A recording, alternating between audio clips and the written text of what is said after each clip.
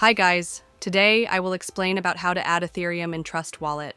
This process is really simple and easy. The first thing is, make sure your app is up to date, and once you confirm, just open the application.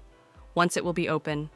This one is the official page of my Trust Wallet. And if I scroll down, here you will see multiple cryptos, which are useful.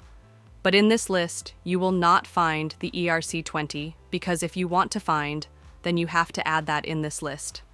And how can you do it? Just scroll down to the last. And here you can find the option of Manage Crypto. Click on it, and here, you will get all crypto. Here you have to find that Ethereum, and if I scroll down, this list is too long and it's a bit difficult to find. So, how can we find it easy? Just click on the search bar, and here you have to write USDT. Once you write USDT, let's scroll up here, you will see multiple cryptos, and on the third number, you can see USDT Ethereum. Now if you want to add it, then simply click here to turn it on. Now it's turned on and it will be added to my list. Let's go back from here. And here you can see ERC20 has been added, and it was the way by which you can do it easily.